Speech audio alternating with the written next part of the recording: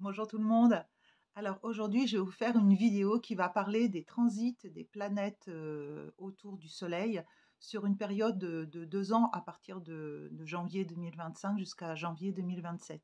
Alors pourquoi est-ce que j'ai choisi une amplitude aussi large? C'est parce que la plupart des planètes lentes, dites spirituelles, vont changer de signe courant des 2 prochaines années. Et c'est très important de se rendre compte de l'énergie que cela va changer, pour, chacun selon les placements qu'on peut avoir, dans son thème, mais également d'un point de vue collectif, international, général. Il va y avoir des vibrations de fond qui vont être vraiment différentes. Donc les planètes lentes, sont Jupiter qui met 12 ans à faire le tour du Soleil. Hem, Nous avons Saturne qui met à peu près 30 ans à faire le tour. Uranus, lui, c'est 84 ans, donc c'est beaucoup plus lent encore. Ensuite, on a Neptune qui met 164 ans approximativement et Pluton 250 ans. Donc quand les planètes changent de signe, de vibration, cela a des conséquences, comme des lames de fond qui vont vraiment influencer nos sensations et colorer de façon extrêmement différente l'ambiance générale qui va pouvoir se déployer tout autour de nous et en nous. C'est aussi ça qui m'intéresse. Donc, je suis Akara Peala de la sensorialité des étoiles et je suis astrologue et art thérapeute depuis très longtemps. Et j'aime beaucoup travailler avec des graphiques, avec des images, avec des peintures. Et souvent, je fabrique tous mes visuels pour vous les partager. Et là, j'ai donc fabriqué enfin, j'ai fait un visuel qui parle de ces mouvements planétaires. Alors, je vais vous le mettre de façon à ce que vous puissiez le regarder de plus près, mais là, je vous le présente déjà d'une manière générale. Alors, au centre, j'ai mis un mandala que j'aime beaucoup, qui porte la vibration d'une pierre qui s'appelle la malachite, et qui est la pierre qui correspond au signe du scorpion. Et ensuite, j'ai représenté, donc vous avez tout le zodiaque avec les 12 signes, avec les énergies, et puis vous avez des petites étoiles qui pointent les différentes planètes là où elles sont en janvier 2025. C'est l'endroit d'où elles partent. Et ce qui est intéressant, c'est que les planètes vont avoir des cycles différents selon le temps qu'elles mettent à faire le tour du Soleil. Et elles ont aussi des moments où elles sont en mode direct, où elles avancent en marche avant, où elles donnent pleinement leur potentiel et tout ce qui les caractérise dans leurs énergies. Et puis, il y a des moments, elles sont en mode rétrograde.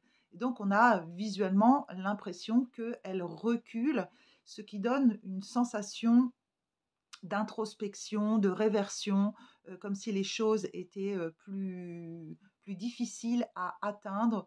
Cela peut même déclencher chez certaines planètes des vibrations un petit peu moins soutenantes et qui vont donner l'impression que le potentiel de la planète n'est pas plein. Donc du coup, on peut regarder dans ce graphique toute la façon dont les planètes tournent. Et puis à un moment, elles rentrent en mode rétrograde, donc le graphique montre que cela recule, puis elles repartent en marche avant, et ainsi de suite. Et là, on va pouvoir regarder sur ce graphique qu'il y a certaines planètes qui n'avancent presque pas, ça nous donne l'impression qu'elles n'avancent presque pas, telles que Pluton par exemple, qui vient de rentrer dans le signe du Verseau au 19 novembre et qui va, sur 2 ans, graviter sur les 2-3 premiers degrés du Verseau. Il avance, il recule, etc. Donc ça nous montre bien la rapidité et l'impact que cela peut avoir sur le secteur qui est touché.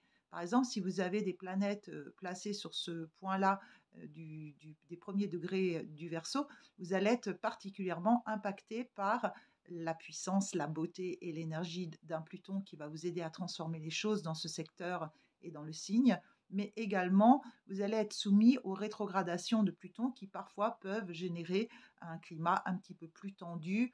Il peut y avoir des réveils d'angoisse ou des petites choses qui peuvent vous impacter plus que d'autres. Mais Pluton, il va se mettre en carré à différents points du thème en trigone. Donc ce sont des angles différents, des aspects positifs et des aspects tendus. Et cela va avoir un impact. Par exemple, là, le Pluton se met en ce moment au carré du signe du Scorpion et au signe du Lion qui est en face, du Taureau.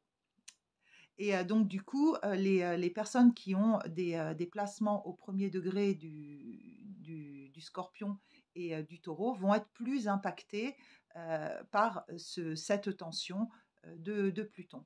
Donc, on peut voir ensuite Neptune, qui elle est une planète lente aussi. Elle va bouger également et elle va changer de signe courant 2025-2026. Alors, Pluton est rentré en Verseau, il va y rester quand même jusqu'en 2043. Donc, j'ai déjà fait des vidéos sur cette chaîne pour parler de l'entrée de Pluton en Verseau. J'en parle presque tous les mois dans les petits audios que je peux faire des interprétations de nouvelle lune et de pleine lune. Donc, vous pouvez retrouver déjà des infos dans les précédentes vidéos. Vous pouvez aller voir sur la chaîne. Ensuite, Neptune, lui, il va progressivement rentrer dans le signe du Bélier. Il était en Poisson, et en Poisson, Neptune, il était chez lui, puisque c'est le maître du signe du Poisson. Donc, quand un maître est chez lui, il déploie ses pleins potentiels et il envoie toute sa vibration à 100%, on va dire. Donc là, progressivement, il va rentrer dans le signe du Bélier et ça va beaucoup changer de choses, puisque à partir du mois de mars, quand il va faire sa première incursion en Bélier, c'est comme s'il y avait une énergie de feu qui allait se réveiller et comme si le voile des illusions que peut poser Neptune sur les situations allait se lever. Je vois aussi comme quand, par exemple, on jette de l'eau sur du feu, ça crée de la vapeur, ça va déclencher comme ça des montées de brouillard et de flou aussi à l'intérieur de nous. C'est-à-dire que tout ce qui n'est pas vérité, tout ce qui est en lien avec les addictions, avec ce qu'on se raconte, tous les masques sont potentiellement en train de tomber à l'intérieur de nous. Toutes les illusions que l'on entretient sur nous-mêmes, sur la société et sur les autres, vont progressivement lâcher. Alors, n'oublions pas que Neptune, c'est quand même une grande planète d'amour, c'est la bonne étoile, c'est la planète qui guide, qui porte vers le rêve, qui est vraiment une planète très soutenante dans l'énergie du féminin, le féminin amoureux aussi, et la créativité. Donc bien sûr, quand il rentre dans le bélier, il va y avoir un réveil de ce feu, de cette créativité, de cet enthousiasme accouplé au bélier qui, lui, est un signe de feu et d'action, de dynamisme. On peut avoir comme ça un réveil, comme si toute l'eau de la conscience de Neptune qui a été accumulée pendant les 164 ans où la planète a fait le tour du Soleil, elle s'est gorgée de toute cette énergie de chaque signe et elle arrive comme l'eau porte la mémoire de l'humanité, elle arrive comme ça maintenant dans le nouveau cycle du bélier et elle va déverser goutte à goutte aussi toute la conscience et tout l'amour qu'elle a pu et toute l'expérience qu'elle a pu accumuler comme ça pendant les 164 dernières années. Ce qui fait que ce n'est quand même pas une paille. Et elle finira par rester dans le signe du bélier après avoir rétrogradé à partir de décembre 2026 et elle rentrera dans le signe du taureau également à partir de 2039. Donc ce qui est quand même, ça nous laisse le temps de nous déployer dans cette énergie du bélier avec la belle planète d'eau. Uranus, le maître du signe du Verseau, et déjà ce signe-là est bien travaillé par la planète Pluton. Uranus, lui, il est en taureau. Il y est depuis 2018, je crois, 18-19. Donc il reste à peu près 7 ans dans un signe, mais 84 ans donc à faire sa révolution. Donc là, il a bien travaillé la terre sécure du taureau pendant toutes ces années. Il nous a confrontés avec les problématiques aussi de la terre, tout ce qui est en lien avec les énergies renouvelables, avec les technologies qui se sont répandues aussi sur la Terre. C'est une planète qui parle aussi de révolution, qui va parler d'originalité, qui est en lien avec l'ouverture de conscience. Donc, il a beaucoup, beaucoup travaillé dans le signe du taureau, et ce n'était pas forcément une énergie dans laquelle il est, Uranus, très, très à l'aise. C'est un signe d'air, donc quand il est en taureau, il prend une forme de poids et ça le plombe un peu son énergie d'éclair, de vivacité. Et là, il va progressivement rentrer dans le signe des Gémeaux, qui est un signe d'air, un signe très adolescent, très léger, très papillonnant, très communicant. Et il va faire sa première rentrée en- au mois d'août, juillet et août. Et puis, il va rétrograder pour retourner un petit peu dans le signe du taureau. Et il finira par y rentrer au mois d'avril 2026 et pour rester jusqu'en 2033, où là, il finira par aller dans le signe du cancer. Donc là aussi, on a un changement majeur d'énergie, puisque Uranus, quand il va rentrer dans le Gémeaux, il va à nouveau nous aider à nous déployer dans la communication, et on va pouvoir peut-être sentir comme ça un côté très poussif au niveau des nouvelles technologies dans cette ère du Verseau également qui s'ouvre. Il y a ce côté très, très important. On va pouvoir voir se déployer probablement des tas de nouveautés, des tas de choses qui peuvent être très positives, mais qui peuvent aussi amener vers des dérives telles que des abus en lien avec l'intelligence artificielle qui pourraient vraiment prendre un essor démesuré pendant cette période-là. C'est également favorisé par le passage de Pluton en Verseau, et ça travaille ensemble vraiment pour métamorphoser les choses dans nos systèmes de communication. À nous de prendre soin de la conscience humaine qui est derrière et la façon dont on peut garder le contact avec l'humain, et en direct et en face à face et dans les échanges dans les groupes, pour éviter de se retrouver sous une forme de robotisation qui pourrait quand même être un penchant vers lequel pourraient nous emmener aussi ces placements-là dans les années à venir. Donc à nous de voir comment on peut utiliser les nouvelles technologies pour soutenir la créativité, la communication entre les humains, et ne pas se laisser prendre par la facilité d'une ultra communication qui nous couperait de notre créativité, de notre lien vraiment au vivant. Saturne, le grand coach, c'est vraiment une planète qui va nous parler de structure, de prise de responsabilité, et qui est aussi en lien avec le yang, avec le masculin, le paternel, le patriarcat, la société. Donc cette planète-là, quand elle est en mode rétrograde, par exemple, elle vient bloquer, débloquer des choses. Elle est actuellement en Poisson, où elle va permettre elle permet depuis quelque temps de sortir, d'aider à sortir des illusions et à ramener un peu de cadre et de prise de responsabilité, puisque nous aurions tous tendance souvent à nous cacher derrière l'autre, ne pas vouloir assumer nos choix ou nos responsabilités. Donc Saturne aide à sortir des illusions, à sortir des addictions, des dépendances. Et en même temps, il freine un petit peu aussi de façon sournoise ou subtile cette belle connexion, cette belle reliance qu'on peut avoir naturellement avec les mondes subtils ou dans notre spiritualité. Donc quand il va arriver en bélier au mois de mi-juillet, il va en juin, pardon, en mai, juin, juillet, il rentre et il fait un mode rétrograde, il va repasser, il finira par rester un petit peu en Poisson. Je vous épargne les dates parce que sinon ce serait très compliqué. Après, si vous voulez, je pourrais vous les mettre toutes par écrit, puisqu'elles sont toutes listées. Je suis allée les chercher dans les éphémérides. Et il va finir par rentrer en bélier, pareil en 2026, et il va s'y installer jusqu'en avril 2028. Donc ça va donner aussi une nouvelle énergie plus guerrière, plus feu à ce Saturne qui, pour l'instant, est un peu dilué, il est délayé dans l'énergie du poisson. Et en rentrant dans le feu du bélier, il va retrouver un petit peu de niaque et il va pouvoir rallumer un peu l'étincelle, mais il va aussi peut-être mettre le feu aux poudres. C'est là où il faudra être très prudent dans la façon dont on utilise l'énergie du bélier qui va être très sollicitée par Neptune et puis par Saturne prochainement.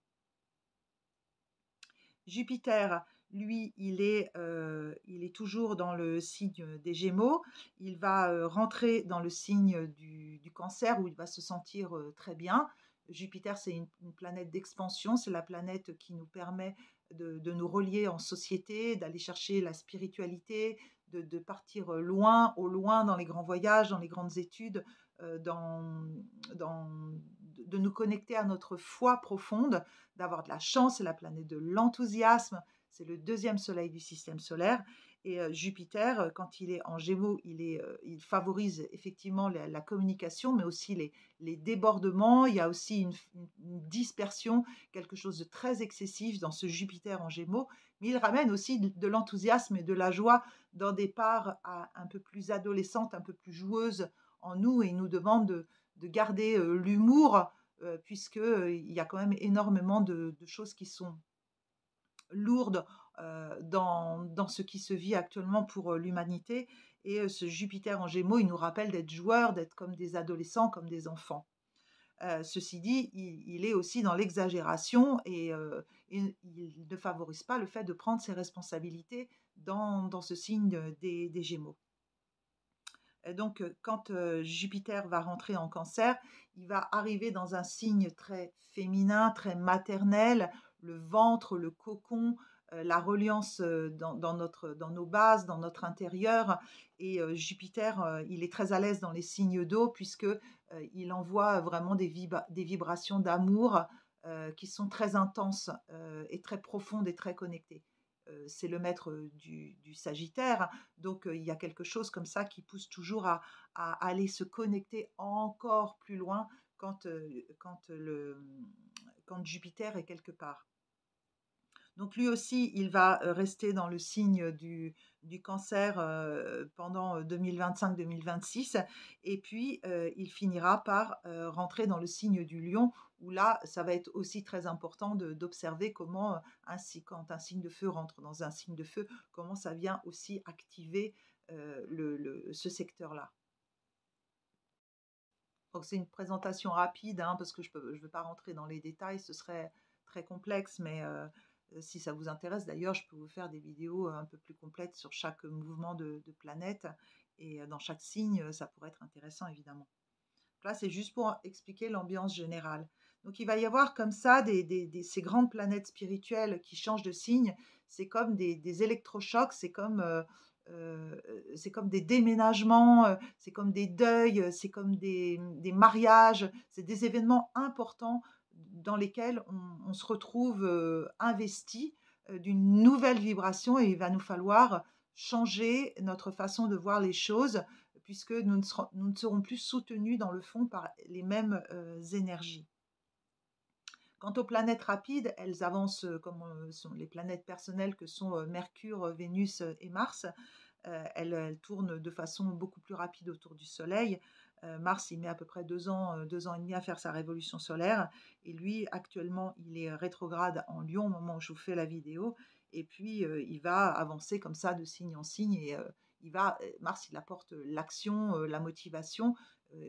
Les transits de Mars sont importants aussi, et surtout les rétrogradations, où on peut sentir comme ça des espaces où on a l'impression qu'on est un peu bloqué dans notre capacité d'agir, et ce qui est le cas actuellement pour cette rétrogradation. Il reviendra en mode direct en février 2025.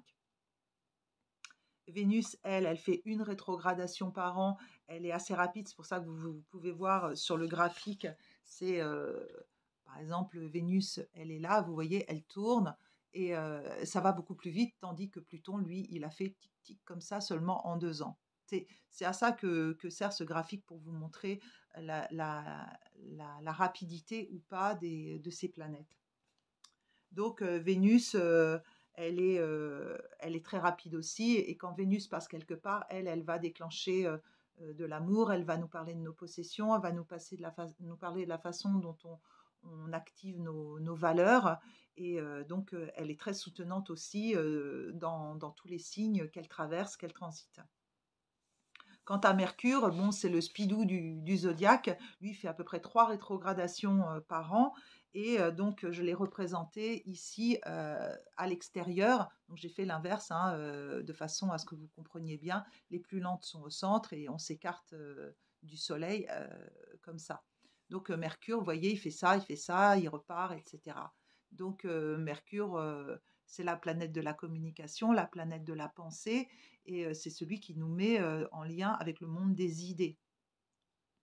Et dans ce graphique-là, je vous ai aussi positionné le transit, le déplacement de la lune noire de Lilith, hein. Alors, à peu près, puisque il y a plusieurs calculs pour Lilith, donc je l'ai placée approximativement ici. Elle est en balance actuellement, et fin 2027, elle sera en Sagittaire. Donc ça signifie que toutes les personnes qui ont des placements dans la balance, dans le scorpion et dans le sagittaire, vont avoir un transit des lunes noires dans leurs énergies de naissance. Et les transits des lunes noires, ça peut être un peu confrontant, puisque on dit qu'il y a quand même un réveil d'une blessure de l'âme qui se fait à travers le placement des lunes noires. Je vous ai placé également l'axe d'incarnation, le nœud nord et le nœud sud. Donc ça, c'est le nœud sud qui actuellement se trouve en balance et qui va changer d'énergie à partir de janvier, et qui va transiter tout le signe de la Vierge et une grande partie du signe du Lion pendant les 2 prochaines années, ce qui veut dire que effectivement les personnes qui ont des placements dans le signe de la Vierge et du Lion jusque les 3 quarts du signe, vont avoir une opportunité de nettoyage. Il peut y avoir des réveils karmiques qui se font pour ces personnes-là, et de très belles opportunités de vider son bol, et puis d'avancer vers des nouvelles propositions énergétiques et vibratoires. Et du coup, en face, on a le signe, enfin, on a le nœud nord qui, lui, va passer dans le signe des poissons. Il va lâcher un peu le bélier qui, lui, va se faire rattraper par les planètes dont on a parlé, hein. Il y aura Chiron également qui transite le bélier. Donc, on le voit aussi là, Chiron. Et donc, en fait, le nœud nord, lui, c'est l'axe d'incarnation, c'est là vers où chacun va dans son thème de naissance, la proposition d'incarnation. Et en transit dans l'humanité, ça va donner vers quoi on doit axer notre regard. Il y a un focus qui se fait vers là, et là, ça rentre dans le signe du poisson, donc dans le signe de l'amour inconditionnel quand même.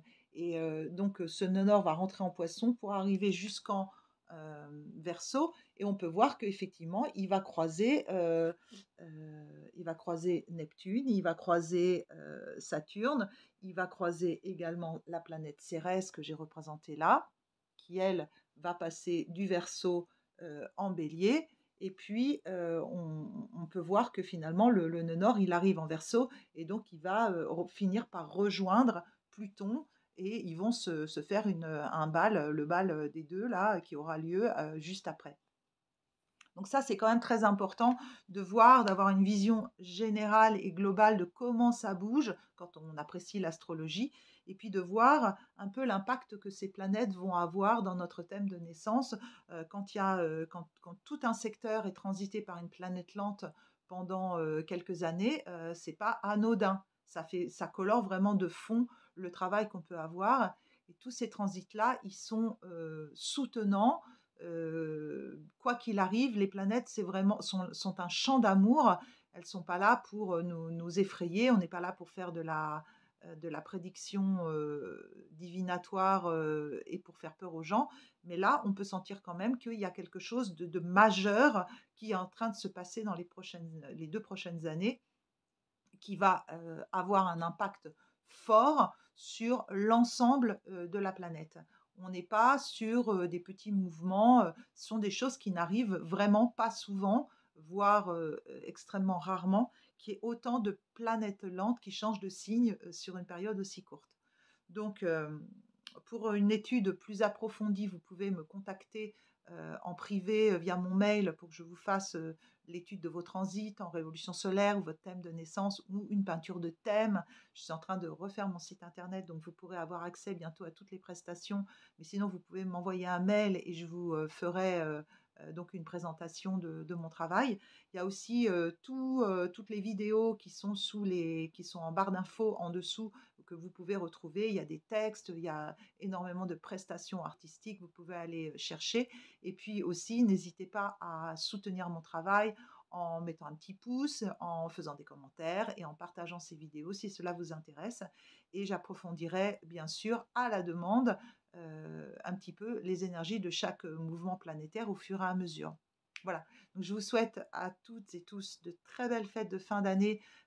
J'espère que vous n'êtes pas seuls et si vous avez l'opportunité d'ouvrir votre table à des personnes qui sont dans le besoin ou qui sont seules, ce qui m'est déjà arrivé à Noël, c'est vraiment un cadeau merveilleux que de proposer un petit peu de temps. C'est ce que nous avons de plus précieux, notre temps avec des personnes qui sont seules ou qui sont tristes ou qui sont dans le besoin.